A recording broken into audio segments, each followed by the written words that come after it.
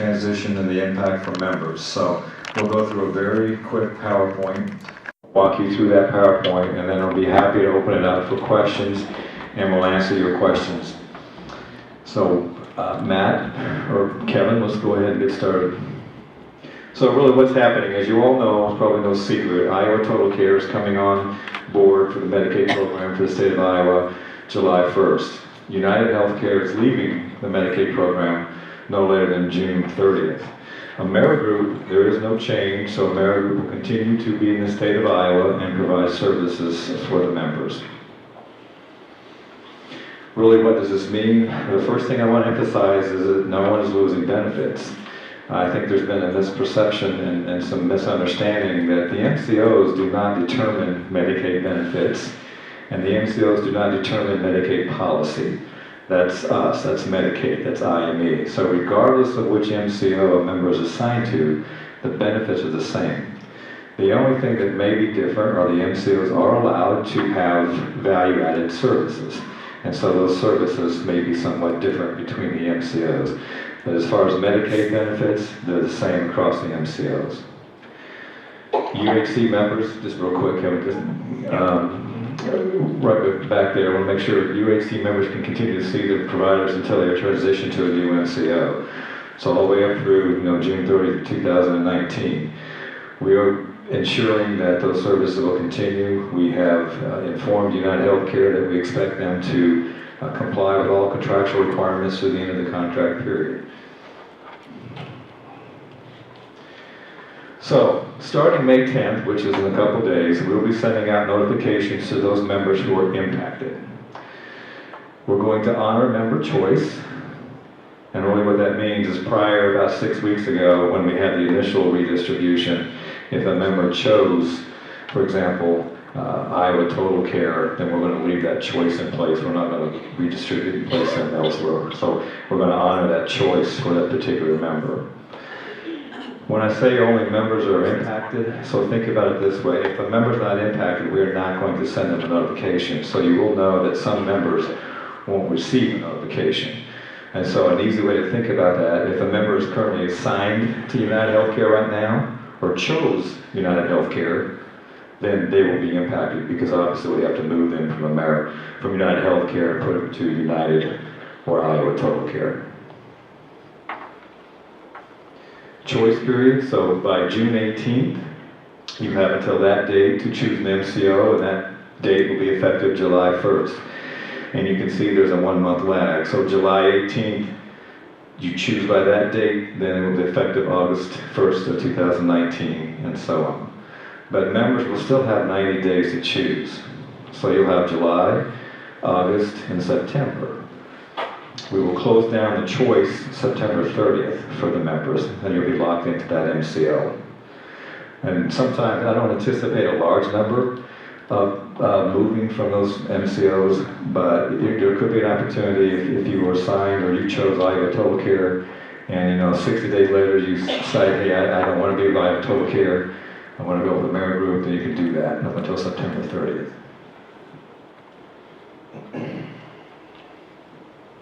One of the most important things that we want to ensure during this transition is what we call continuity of care. We want to make sure that those services continue for our members. So a couple of things we're doing is we're looking at all prior authorizations that we honored for 90 days by the new member's MCO. We're also saying that a member service plan will be honored until there's a new assessment completed. So that really impacts long-term support services in the waiver population. So the level of services they're receiving right now will continue until that new assessment is completed by that MCO. We're also working to maintain a member's relationship with their case manager. So what we're doing there, obviously there will be a lot of movement in case managers from United Healthcare to Iowa Total Care or AmeriGroup. So what we want to make sure we understand is members know where their case managers are employed. And there'll be a lag. So we'll be maintaining basically a listing of case managers and MCO assignment where they're working, so that if a member calls member services, they can ask, where is my case manager? Are they with AmeriGroup or are they with Iowa Total Care? And if they choose to follow their case manager, then obviously they would choose the MCO in which that case manager is employed. All right. We do have some provider information here, but I don't want to go over that with you. That was really specific to providers. We had a provider town hall earlier. So at this point, I'd be happy to answer any questions you may have. Yes, ma'am. Yes, I'd like to know, since the privatization of Medicaid came on, how that has helped my daughter. We're here to talk about the transition to the MCO, so we'll be happy at another point in time to discuss that with you. But I want to make sure we focus on the questions reflecting an effective for the transition. How do you decide on the MCO rollover? Like I'm currently on United Healthcare and I've been assigned another one. Who decides that for me and how does that? What we want to do when we do these assignments for the members is we want to see and to ensure equitable distribution of the membership between the MCOs. You'll recall with United, they had the predominant number of LTSS, and we don't want that to occur again. So we actually developed an algorithm that we run against the data set for eligibility in the membership, and we distribute those members based on that algorithm. And so we try to limit, like right now when we ran the distribution, I think it's about 52-48%, so we want to make sure we're as equitable as possible. We also want to make sure that we have equitable acuity distribution, so we don't want one MCO to have all the members with the highest risk and acuity, so we have to distribute those as well. So it's not based on their disability? No, absolutely. I mean, no, we take that algorithm and we look at several different factors, but when we take a look at acuity, we want to make sure that that's equally distributed. So we don't want one MCO to have 80% of the ID waiver members, for example. Right. Yes, you stated that you, as Medicaid, determines what will be covered and how it was, that it is a covered or non-covered issue. Why has all the problems been between the insurance companies of denial, and we read about it in the paper, hear about it in the news, and end up appealing, and it's because the MCO is saying, no, we don't need to provide that, and it appears that Medicaid is accepting that without any real battle. No, again, I want to focus on transition activities and transition questions during this town hall Well, meeting. you had brought it up, so that's why I was questioning. You brought that factor up. Well, I think you're confusing, and here's what make sure we understand. The Medicaid benefits are determined by the Medicaid agency. What you're, I think, referring to, the MCOs, through the assessment process, can determine the need for those particular services for each individuals. And if they feel that that is not a need of that particular individual, they can say, yes, we're not going to provide that service. It's a covered Medicaid benefit, but in their opinion, it's not a service that is needed by the individual based on the assessment that was completed. But their assessment is what you accept as gospel. Yep. Good question. My mom is an elderly waiver patient, and I am her CDAC provider. We've been through this prior to the privatization. We've now been through 3 companies. This is going to be our 4th company. None of them have been a smooth transition. As you had mentioned, that's what your hope is. I think that's what everybody's hope is. However, a phone call that I made this week to Iowa Total Care, what I was told for CDAC providers is that I should plan and anticipate 3 to 4 months of having a delay in payments while they transition. So if they are telling me this, but you're saying there shouldn't be, where is this disconnect happening, and why is, I mean, I understand in your grand scheme of things, yes, we all want it to go smooth. Every single one of us wants it to be a smooth transition, but that's not reality, and it hasn't been reality. So how do we bridge this gap within 90 days if our companies are even saying that it's not going to go smoothly? Well, what I'd like to do is after get your name and information so we can reach out to Iowa Total Care ourselves, because that's not acceptable. So we'll have that conversation with the plan president and the director and vice president of their network development, because that's not acceptable. So if we can get your information after, Kevin will get with you and we contact them, okay? Hello, my name is Heather. I'm a transgender Iowan, and currently I'm receiving vocal feminization therapy. With the new law, I asked my provider and the speech pathologist if they've heard anything, whether coverage is still going to be had. They don't know. So what the law specifically says that you shall not be required. Can you please, and because this is advertised to us as changes in Medicaid, it had nothing to do with just MCO. Will you tell us what you're planning to do as far as that shall not be required, because you still have that option of following the Equal Protection Clause of the Iowa Constitution? Thank you. The law was just signed Friday, so at this point I have no comment because there's, I would imagine, be some legal challenges, so I just can't comment on that at this point. I have a question about providers. How soon are we going to know who's signed with Iowa Total Care? You can go on their website right now in the provider directory and see providers who had contracted and credentialed. Do we know, are the big ones signing with them? Methodist, Mercy? Do you have any idea? We met with Iowa Total Care this morning. At this point, those are not signed, but they have contracts on the CEO's desk to be signed. What happens to the health records from United Healthcare? Where do they go for continuity? Okay, part of what I asked the team when we were notified United was leaving the market, the question was what happens to the health records? I'm sorry, I'm trying to repeat these questions. I'm going to here. So we have lessons learned from AmeriHealth exit, and some of the challenges that occurred were some of those plans of care and some of those other documentation that really weren't transferred in an effective way. So we're working with the 3 MCOs, and there are electronic file transfers that will be taking place of those records. So they'll have claims information, they'll have plans of care information, they'll have prior authorization information, all will be loaded into the system. So prior to somebody getting the new form, where do those records go to until that new form has been signed, or until that person has selected the new MCO? So what form are you referring to? The enrollment form? The enrollment form? Right. Yes.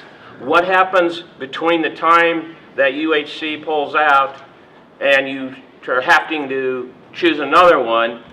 Who gets those health records in between? There's a vacuum in there. IME has the information. The Medicare services? Medicare services have it. Medicaid services has it. Yes, Iowa Medicaid Enterprise. Yes, sir. You mentioned earlier that Iowa Medicaid Enterprise determines what benefits are available, and the individual MCOs do an assessment to determine which ones the individual is eligible for. Is that assessment standardized in any way, or is it going to be different for different MCOs? Yeah, the level of care assessments are standardized across Medicaid, so it's not as if Iowa Total Care has one and then AmeriGroup has another. On the assessment, you said that the plans of care won't change until another assessment is done. Will that be done on the schedule? And I'll give you, my son's complete CIS was done in February. So he's not due for another complete CIS. Well, not even a year, as I understand. Not complete ones every 3 years, I think. Right. So will that CIS last for those 3 years, or can the NCO ask to do another one soon? No, the question was, and I'll try to paraphrase this, so her members' CIS assessment was completed in February, the full CIS assessment, so the full CIS assessment is done every 3 years. So the question was, will that be actually good then for that 3-year period? And my answer would be yes. Only caveat being. It could be, members need. the members' needs change, so see it's significant. And that could be increasing or decreasing services, right? And so barring that happening, his plan of care should not change. Correct, until an assessment's done, right. And just one other question if I could, while I have it. So we are with United Healthcare now. And I do look at the list of providers that Total Care has had. My son's case manager with United Healthcare has gone there. So I'm certainly looking at them. Based on what you said, that we would probably be able to get back with her. But until I see his providers, so if we have to choose by June 15th, or June 18th, I'm sorry, and his physicians, for example, have not, I'm going to assume that Iowa Clinic has a contract they're trying to get done. The contract for Iowa Clinic is on the CEO's desk at this point in time. And you said the same about the hospitals. Would you anticipate that would be completed by June 18th? Oh, yes. I mean, because what we have to do as an agency as we go through a readiness review, they have to demonstrate network adequacy. And June 18th is just that first date. If you choose, that it will be effective July 1st. You still have July, August, September to choose. So, you know, you could wait a little bit longer to determine and see if they're in the network. So you don't have to choose by June 18th. It's just that if you do, come on in. If you do, then it'll be effective July 1st. You still have July, August, September to choose. And so who's his NCO? I don't choose. You by June 18th, then you would have to. Okay. Or Iowa Total Care, but then you can change. I mean, let's say that you choose Iowa Total Care because you want to go with the case manager, right? And then maybe the providers aren't in, you can still change. Or if you choose AmeriGroup because your providers are in their group, even though the case manager's not there, you can wait. Okay, let's say it's, I'm just making these dates up. Let's say it's July 15th. Now you go in and you see that your providers are now with Iowa Total Care. You can switch to Iowa Total Care. So until I choose to change, it would be whoever he's assigned to in that letter we get. Correct. Okay. Correct. Because if you do nothing, you'll be assigned to whatever that letter says. Question. Since you brought up assessments, my question is that right now our assessments are being done by an employee to our MCO. Do you see that being changed when we get back to having an independent assessment? No. The question was that the SIS assessment was being conducted by an employee of the managed care organization, and he asked if I see that changing anytime soon, and I answered no. I just want to follow up on his question. Since the MCOs ultimately are what's paying for care, would an employee of the MCO have a conflict of interest in any assessment? So the question was, is there a conflict of interest when the assessment is completed by an employee of the managed care organization?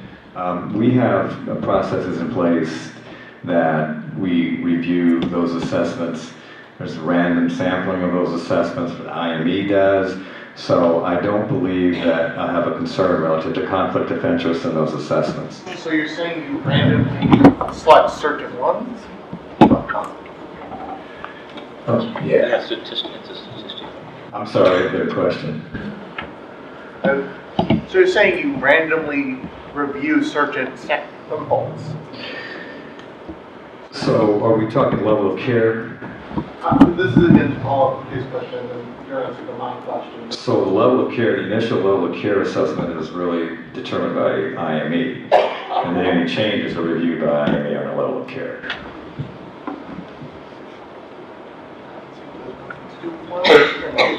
And initially with the privatization of the MCOs, we were offered like 3 MCOs, and it keeps shrinking down. Is there a plan in this next fiscal year to bring in a 3rd MCO? I shared this morning during my press conference that my opinion is that we eventually should have 3 MCOs.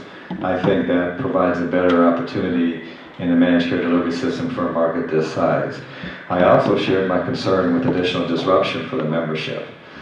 So we are not planning anytime soon to bring a 3rd MCO in at this point in time. Not having a 3rd MCO, are you compliant with what the federal government wants? Because I thought there was supposed to be choice. We do have choice. you have Amerigroup and you have Iowa Total Care. So the member does have choice. I thought there were supposed to be 3. There's no requirement to have 3. There's no A requirement. membership has choice. So in my opinion, I believe it's better to have 3 MCOs in this market, but it's not a requirement. Okay, I have one follow-up, and that is that we have several state legislators here, and I know that my state senator and my state rep are here, and I'm very proud that they came to hear the information, and it shows their interest. So Marty Anderson's my rep, and she's fabulous, and Jana Peterson is back here somewhere. Is here, and I'm really proud of them for coming, and Claire Selfie was here earlier, she had to leave, so I think that's great they all Jennifer came. Conference is here. Okay. Okay, we're going to get to questions. I just want to know if, is Broadlawn still going to stay on the Medicaid program? Broadlawns? Yes. I have no. That's where I get my treatments through United. Yes, I have no indication that Broadlawns will not be part of the Medicaid program, so yes. So, because I don't want to switch from them. Let's get some other questions. Anybody else have questions? I have a green jacket. I contacted Amerigroup, and one person I talked to said that they are an Advantage program. And when I called back, I got another person and said, no, we're not. So are these considered Advantage programs where they take over Medicare?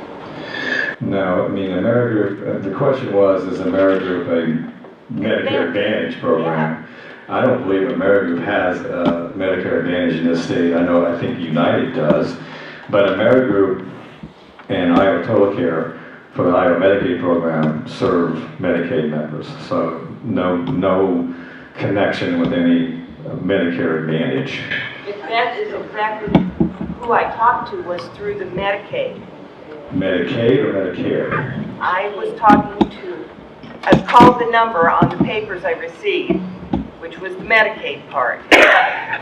And they started talking to me about they were an Advantage program where they take the place of Medicare. So I don't know what documentation you're looking at, but we'd be happy to take a look at it and see what the number is that you were calling and kind of help you so we can understand. This is the first paperwork you sent out on March 4th that still included United Healthcare as an option. So that was the choice. That was the letter that went out to give you choice for United or Iowa Total Care or Amerigroup. And I knew United was not going to be a choice, so I started calling these other two. And that's when Amerigroup said, oh, we're an Advantage plan, so that's great, you won't have Medicare now. We'll follow up with you after, kind of help you walk through, okay? I have a couple questions. I just have a comment that United Healthcare did do a huge push to get people that were duly enrolled in Medicaid and Medicare to combine those two programs into an Advantage program.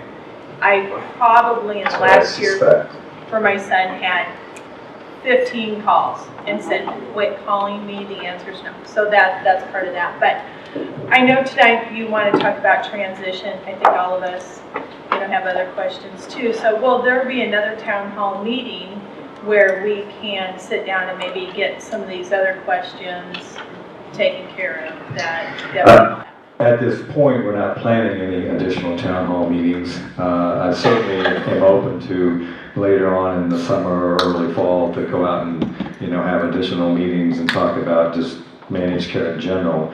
But these town hall meetings, I want to focus on those transitions because that's occurring rather quickly. So I'm certainly open to the opportunity. I have another question.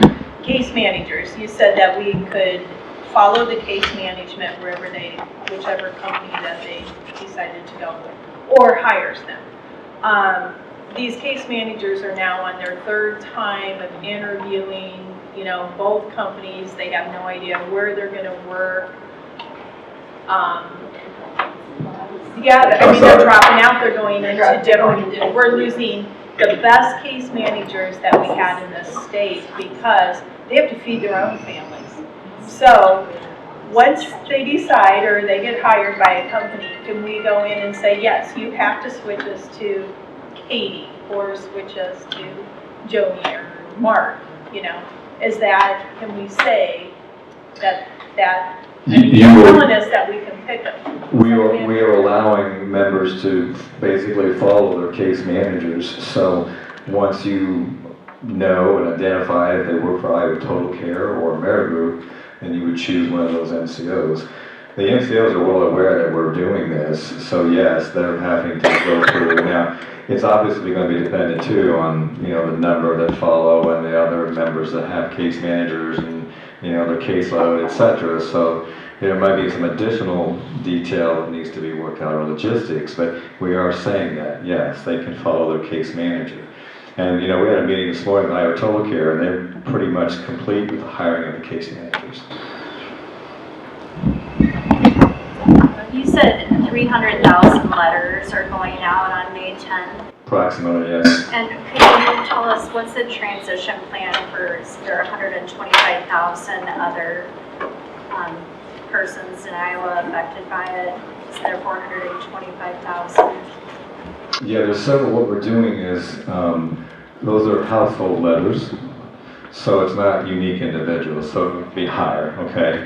But there's a small number that we're not, remember I said we're not impacting, some of those is going to be I can't tell you, there might be 2 or 3 in a family, so that's going to have to account for the majority of it. It's just, those are household notifications. So if everyone who is impacted by the transition will receive a letter on May 10th, including the Hawkeye population? No, the Hawkeye, I think I may not have articulated during the provider session, we are also in the midst of converting our eligibility system for Hawkeye, so we're moving from Maximus to MMIS, internal with IME. That's occurring right now, that's effective July 1st, so we didn't want to redistribute the Hawkeye population and have the migration of the eligibility system occurring at the same time. I wanted to mitigate any risk relative to determination of eligibility on that population. So we basically pushed that back 3 months. So they will be notified, approximately 70,000 members and about 30,000 households. They'll be notified toward the end of June and assigned to an MCO, and then they'll have a 3-month period to choose as well. Okay, so they won't get to choose You initially. said they're moving from Maximus to, I'm sorry, I had 2 years. Go ahead, I'm sorry. So families with young kids won't get to choose which provider because the letter will be too late to hit the July 1st change. So it would be perhaps a parent that was with United and then a Hawkeye member that might stay with Amerigroup? Is that what you're asking? All the Hawkeye kids who have their Hawkeye insurance through United, it's like 70,000 kids, their parents aren't gonna find out until after the choice, like they're gonna be stuck with whoever you give them for like 5 weeks time. Well, the letters will go out because we're going to passively assign the Hawkeye population. So the letters will go out, I'm going to say the 3rd week in June, and they'll be effective for that July 1st date. So then they will have that period of time, they can still choose another MCO. So we'll distribute equally between Amerigroup and Iowa Total Care, and then they'll have that period of time to choose. I'm just checking with my experts over here to make sure it's right. You had a question. no, I just wanted to know what was happening with the Maximus move. Maximus is our Third party. contractor right now that processes eligibility. We are no longer able to provide funding for a proprietary system to make those changes. So we're having to migrate the eligibility determination from that Maximus contract to our MMIS system. And we've been doing that, it's on target. It's got to be done by June 30th, but we will have it done. Cutover is going to be the 3rd week in May. And the reason we didn't want to distribute Hawkeye is I did not want to have any risk with that conversion taking place and then maybe having some eligibility challenges for our membership. So that's why we pushed it back 3 months. Thank you. I have a question. You said that the prior authorizations are in effect for 90 days. Does that mean 90 days from when the change occurs? July. When United leaves? Right. So we would have July, August, and September? So what I would encourage providers to do and say is, yes, all prior authorizations will be honored for that 90-day period. And we're transferring those prior auths electronically at this point, and that's part of the transition process. Let's say there's a prior authorization that normally would come due the 60th day. I would utilize that 90-day period to kind of learn the new process with Iowa Total Care and go ahead and submit the authorization. But all authorizations will still be honored for that 90-day period. Just a quick question on somebody that's newly enrolled and accepted in Medicaid and have the card, but that does not have a case manager yet. Can they go ahead and enroll in the managed care organization prior to that case manager assignment? So the question was, a newly eligible member of Medicaid during this transition, they don't have an assigned case manager, can they go ahead and enroll with the managed care organization? Yes, you can choose which one, Iowa Total Care or Amerigroup, but then once the determination is made on the case manager, or if you have a case manager, you still have that 3-month period to change. You can switch or just stay with them? You can switch or stay with them, and you really have until September 30th to make that choice. So this is a general question about transition, and I understand that I'm speaking for a constituent, but I don't want an answer. I'm not going to hold you to the answer you give me right now. So I can say that. You just told her, right? I mean, this is not the same thing. I'm just curious. So if someone's on a transplant list, for example, an organ transplant list, and they're going to be on the list for a long time, and they have a waiver already established with United, in theory, she's not going to get her transplant before 90 days. So what will she be able, will she be able to work with the new company to say, hey, I'd like this waiver to continue, and what does that process look like? What's the waiver for? It's for they don't do her kind of surgery in Iowa City. They do it in Omaha. And so she's got to... You haven't accepted a policy in place. So you go out of state. Right. And again, Yes. I'm not going to hold you to the answer. No, we've already thought about that, so the answer is yes. Okay. And also what we're looking at too, United has identified those individuals who they believe we need to hand off softly. So we're going to have a number of individuals that there will be that handoff. We also have about, it's not a lot, but they're still important, urgent members that we track. Once a week I meet with a member of member services who walks me through this urgent member list. And these are very critically ill or seriously ill individuals that we track. We're going to one by one hand them over as well. So we have identified some of those individuals, and we'll make sure that we ensure that the transition is seamless for them. Okay, thank you. So with only second, at least so far as I know, MCO dropping out of the program, are you worried about this being a continuous trend of MCOs coming in and dropping out? Or are you looking at some point in the future things stabilizing, and when do you think that stability will come? Yeah, that's a good question. That was asked this morning at the press conference. I don't have concern that these MCOs will leave the market. I think this has been unique. Said publicly, there's opportunities to potentially have implemented managed care somewhat differently in the state of Iowa. I won't go into the details as to why United chose to leave the market. I think we have worked very closely and are good partners with the current MCOs right now. We will continue to do that. We will continue to be committed to this program, as is the administration. We are committed to ensuring that the capitated rates that we pay the managed care organizations are actually sound, based on the services that we're asking them to provide to our members. So I'm confident they will remain in the market. As far as when we expect stability, that's a difficult question to answer. I want to get through this transition and have a stable program so that we can focus on more population health and outcomes and improvements for our members from a health perspective and not have to worry about operational issues. How long is the Iowa Total Care contract for, and have you signed it yet? It's contract's 7 years, and yeah, it's been signed. And also, I know with you... No, I'm sorry, the question was how long is the contract for Iowa Total Care and has it been signed? So the answer is 7 years, and yes, the signature has been received.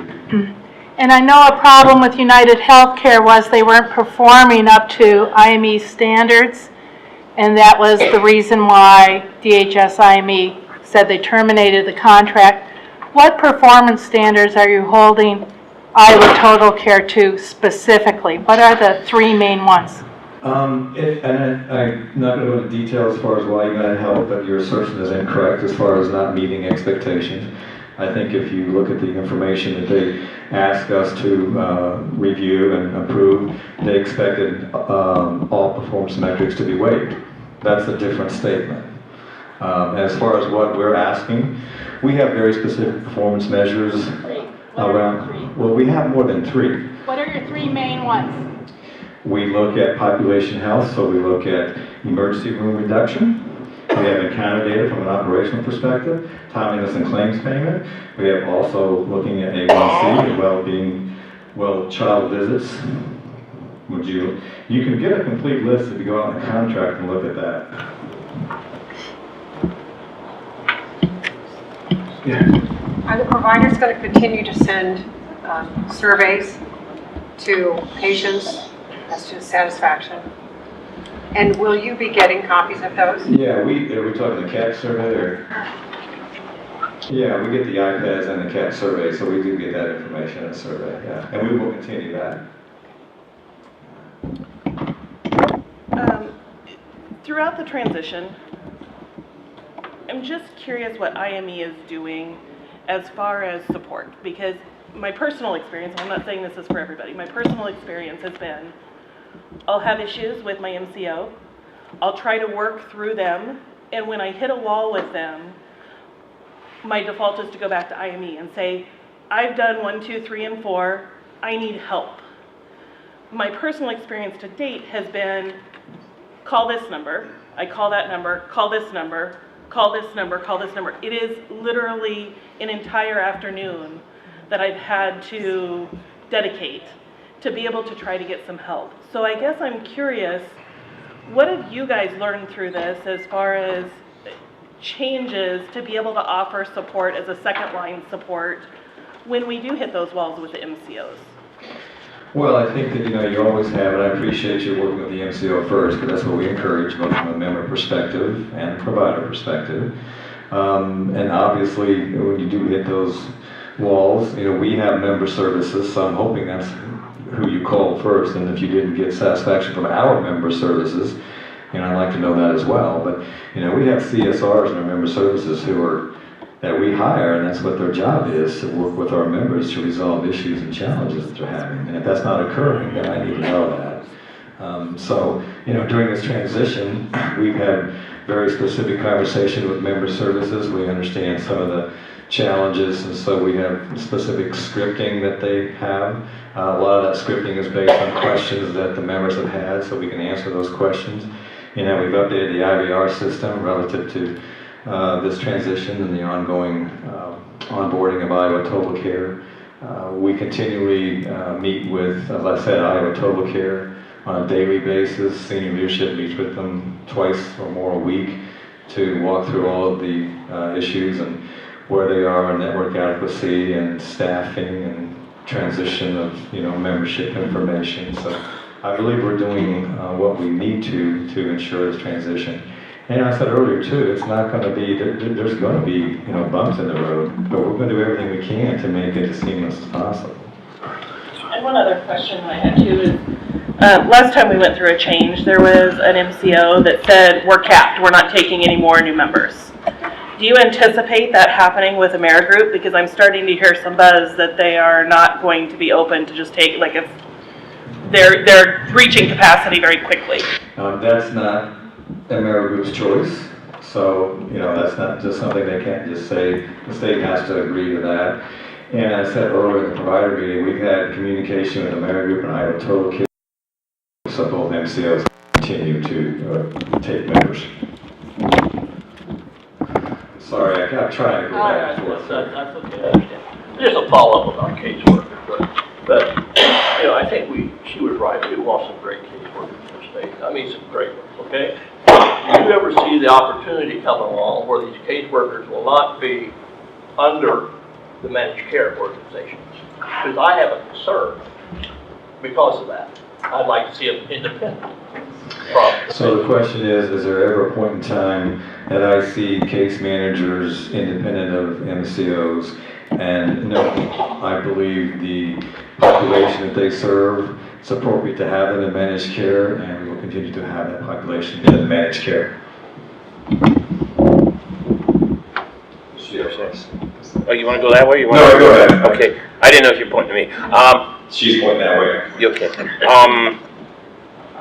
What happens when the healthcare providers choose not to sign on to the new programs?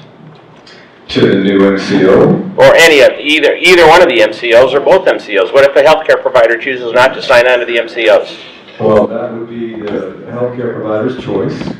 But what we do is we hold the MCOs accountable for network adequacy. So as long as there's network adequacy by a specific provider type and the geographic regions, then that's their choice not to participate.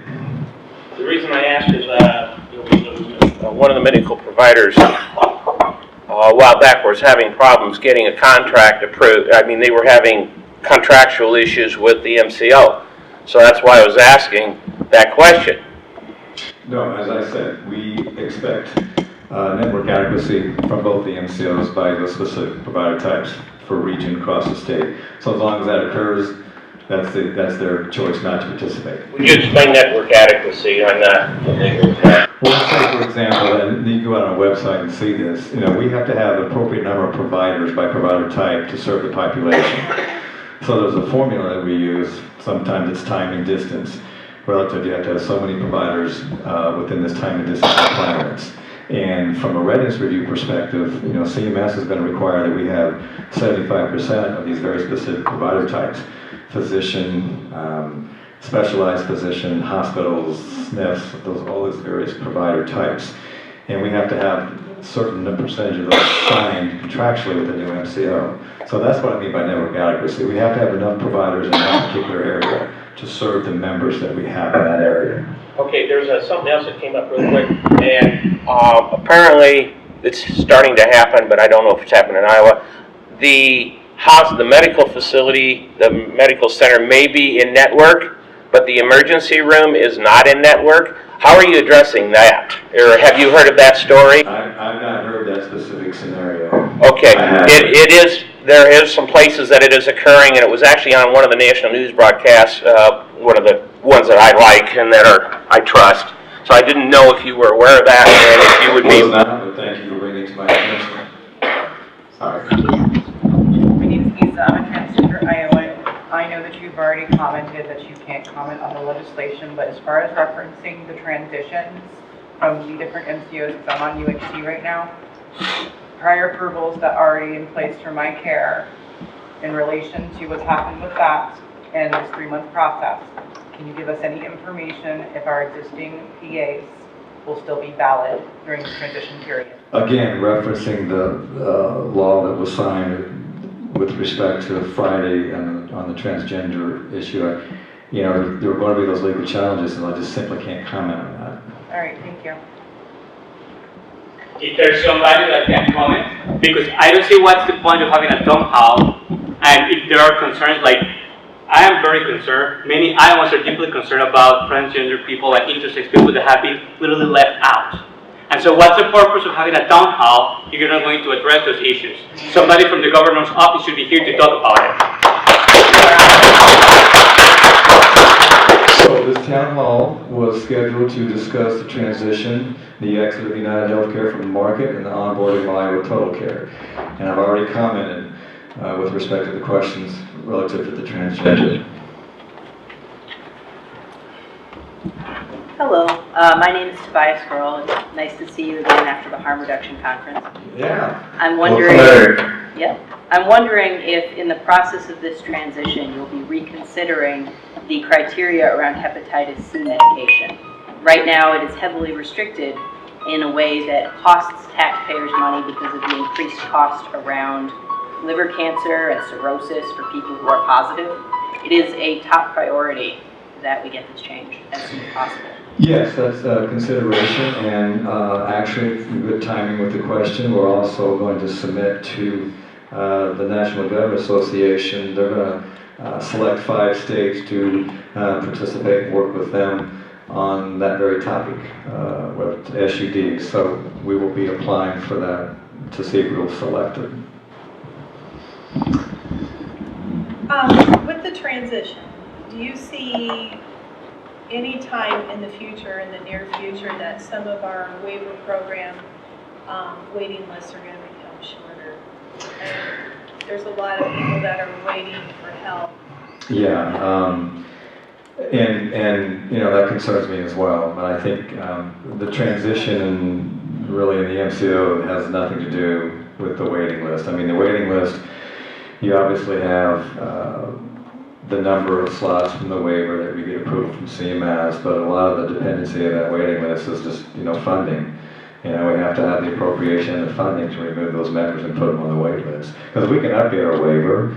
I mean, if we get funding, you know, to eliminate so many slots on the ID waiver, for example, we can certainly go through the process to increase that slot number capacity within, you know, the waiver, but we still have to have the appropriation to do that.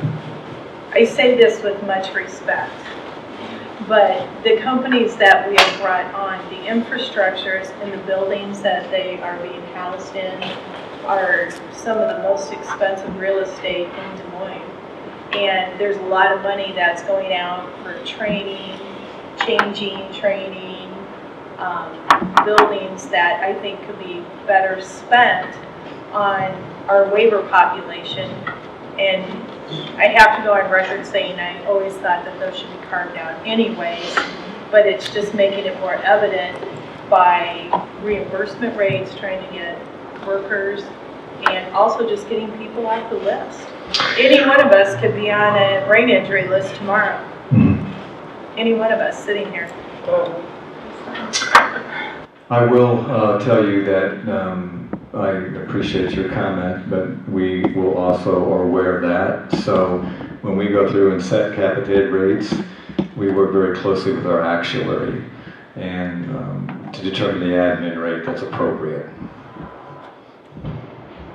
Someone else? Now I have a question. Can you tell me how many Medicaid members are currently managed under the Department of Human Services rather than by an MCO? General, I think a general number. Yeah, 50, 60,000. Yeah, the question is how many are in fee-for-service, right, versus Right. managed care. So we have about 700,000 members, and there's probably 60 to 70,000 fee-for-service. Okay, so has the DHS considered the idea that was put forward this year in the legislature of moving the LTSS population back to the DHS management? Again, I want to focus on transition activities, but I'll answer that question because I've answered it before. There are no Okay. plans to carve out the long-term support No plans. services population at this point. Just a real quick question. Case managers, you said we will have an opportunity to follow our case manager. Is that a phone call to IME member services, Yeah. or is that a managed care question, or where do we initiate that to find that list? Both. We're going to have rosters maintained in both places, right? That's what we've asked. Yeah. So what I would say, the question is, how do you find out where your case manager is? Do you call member services? Do you call the MCO? So initially, our plan is to have the information in both the MCO and IME, but we're still working through that. So I would first call right now for the next few weeks with IME medical or member services.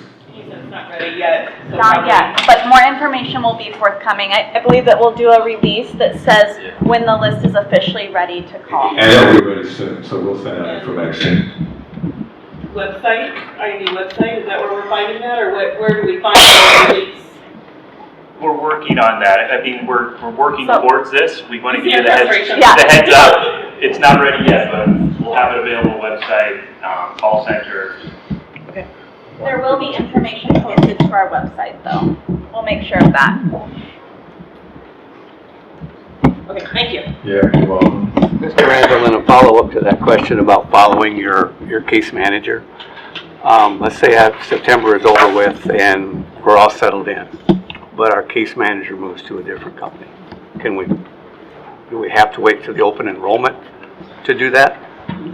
We would probably consider that a good cause reason for change. Okay, thank you. So the question was, I'm sorry, I'll repeat that. So let's say September 30th comes and the case manager is with, I'm just going to say Iowa Total Care, but then 30 days later, after September, so now we're on October 30th, the case manager decides to go work for a Medicaid.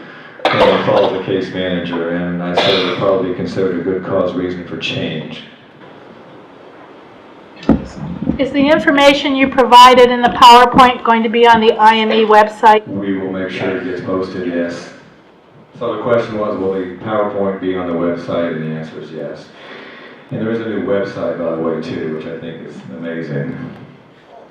Recently, you said that the Iowa Total Care contract was for a 7-year period. Not knowing Amerigroup or any of them, what is the current length of time that they've had a contract, and what was the length of contract term that they had? So Amerigroup right now is,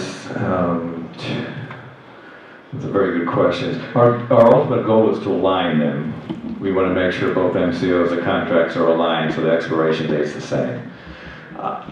I don't, off the top of my head, I don't know what the expiration date is for Amerigroup, but we can find out. They've been around how long? Oh, they've been around since April of 2016, when managed care was implemented. So they've been one of the very first, yeah, they've been here the entire time period.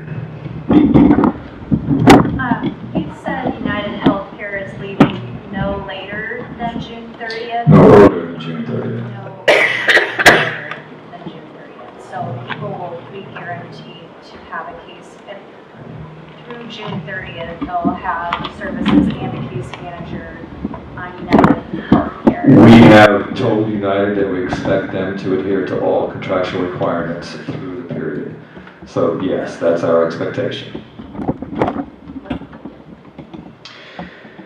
Well, if they don't, there are opportunities. We have some monetary leverage that we can encourage and utilize if we need to.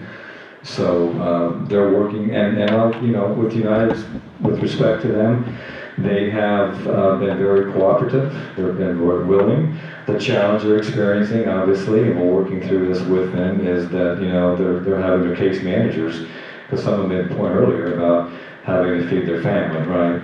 So we try to have a transition period from United to the new MCO. Some of those case managers are working with that transition. Others, left immediately into the new. So then that left a gap with, that case manager and those members that were assigned to that case manager. So we're following that very closely. So they're working with us. And you have to understand too, I think this transition is somewhat different than when AmeriHealth left. They just kind of left the state and they were gone. United still has a presence here. I mean, they've got a very large commercial and Medicare business here. So it's in their best interest, and they've said it, that, they leave and make sure that all the members have the services and the transition as smooth as possible. So they're working with us very closely. I can give you a personal experience with myself. I'm guardian of a person with intellectual disabilities, and the case manager went to Iowa Total Care like 2 or 3 weeks ago. And so I'm hoping to follow that person as long as the providers are still in place, because these providers work kiosks. But we have a staffing in June, and I was told we will not have a case manager from United Healthcare. So it's not, we're not covering, we're not helping out. So I understand there's a gap. I understand. In the back. Thank you for having this meeting. I think it's really helpful to understand how this transition works. I think most people here have shown some concerns about having confidence in the MCOs. So my question is about Iowa Total Care. They were rejected initially in 2015, and they were rejected because they couldn't make the HHS guidelines. So they were rejected. They paid $23 million in penalties in 12 other states because they couldn't meet those primary objectives that we listed as important. So what has changed that's given you confidence now to hire them after they failed the test initially and they've been fined all this amount of money? I can't speak to 2015, I wasn't here, so I can't, speak to why, So we went through a very grueling RFP process. The response was evaluated by subject matter experts, and the recommendation was Iowa Total Care. So that's why we move forward with that. So I have confidence in Iowa Total Care that they'll be able to provide the services effective July 1st, and we will ensure we hold them accountable just like we hold them our group accountable for the performance metrics. We have about 5 more minutes. So is there anyone that hasn't asked a question that would like to ask one? Questions from other people. I took multiple questions from you as well. Y'all said your hand up. Yeah, there's like 6. Go ahead. It's really just a comment. I just wanted to tell you how much I appreciate you doing this town hall meeting and your desire for this to be a smooth transition.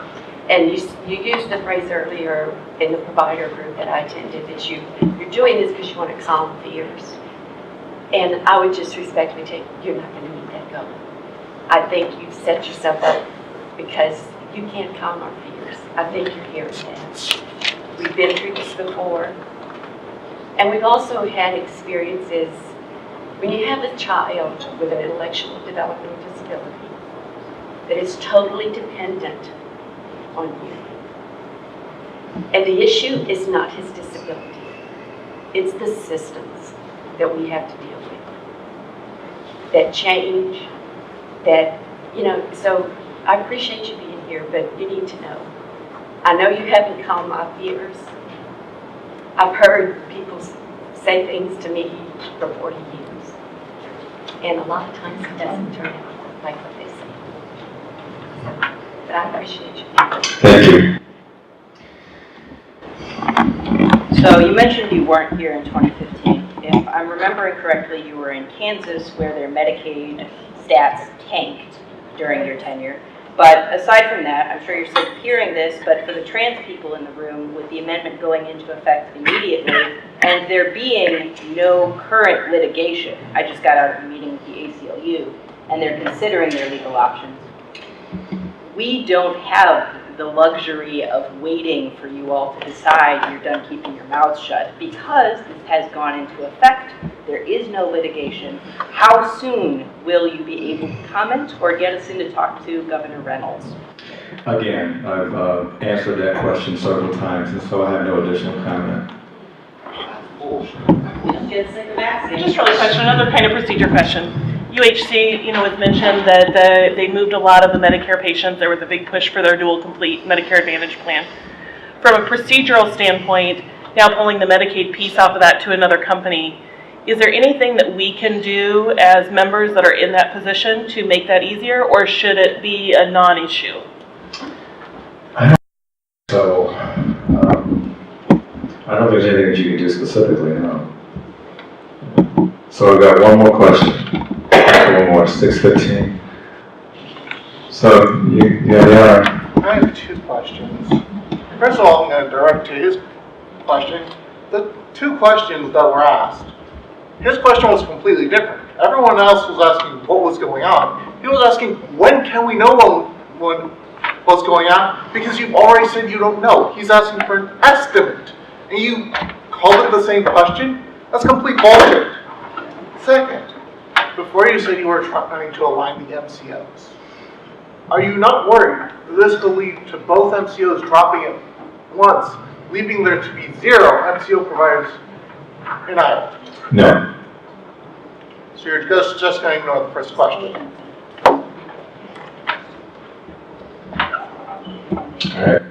So again, I want to thank everyone for the time, and I appreciate you being here. Thank you.